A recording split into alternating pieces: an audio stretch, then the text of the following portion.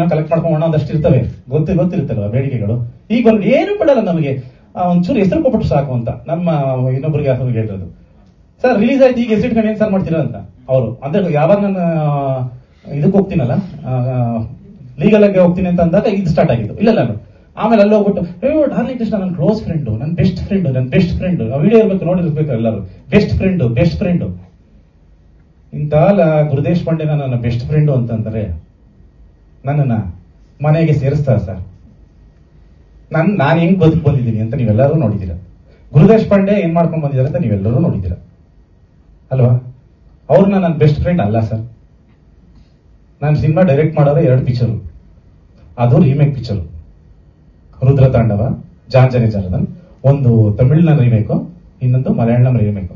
ನಾನು ಅವ್ರ ಜೊತೆ ಯಾವ ಕತೆ ಡಿಸ್ಕಸ್ ಮಾಡಲ್ಲ ನಾನು ಸರ್. ಕತೆ ಡಿಸ್ಕಸ್ ಯಾರ ಹತ್ರ ಮಾಡ್ತೀನಿ? ಶಶಾಂಕ್ ಸರ್ ಹತ್ರ ಮಾಡಿದ್ದೀನಿ ಸರ್ ಕತೆ ಡಿಸ್ಕಷನ್. ಶಶಾಂಕ್ ಸರ್ ಹತ್ರ ಹೇಳಿದ್ದೀನಿ, ಯಾಕಂದ್ರೆ ಅವರು ರೈಟ್ರು. ಅಂಥವ್ರ ಜೊತೆ ನಾನು ಕೆಲಸ ಮಾಡಿದ್ದೀನಿ, ಅಂಥವ್ರ ಜೊತೆ ಡಿಸ್ಕಸ್ ಮಾಡ್ತೀನಿ. ಇಂಥವ್ರ ಜೊತೆ ನಾನು ಅವೆಲ್ಲ ಆ ವ್ಯವಹಾರನೇ ಇಟ್ಕೊಳ್ಳಲ್ಲ.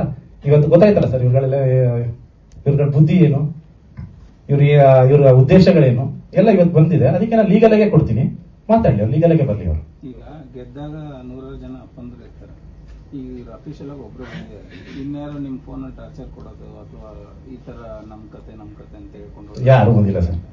ಈ ಕತೆ ಗೆಸ್ ಮಾಡಕ್ಕೆ ಒದ್ದಾಡೋರು ಸರ್ ಎಲ್ಲರೂ.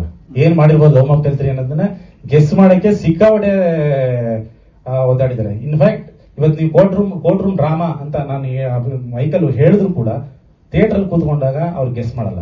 ಯಾವ ಕ್ಯಾರೆಕ್ಟರ್ ಏನ್ ಬರುತ್ತೆ, ಹೆಂಗ್ ಸೃಷ್ಟಿ ಆಗುತ್ತೆ, ಏನ್ ಮಾಡ್ತಾರೆ, ಯಾರು ಗೆಸ್ ಮಾಡಕ್ಕಾಗಲ್ಲ. ಆ ತರ 4 ವರ್ಷ ರೈಟರ್ಗಳು ಕೂತ್ಕೊಂಡು ಯೋಚನೆ ಮಾಡಿ ಬರ್ದಿರೋದು. ಸುಮ್ನೆ 4 ವರ್ಷ ತಗೊಳಗಲ್ಲ ಸರ್ ಅದು.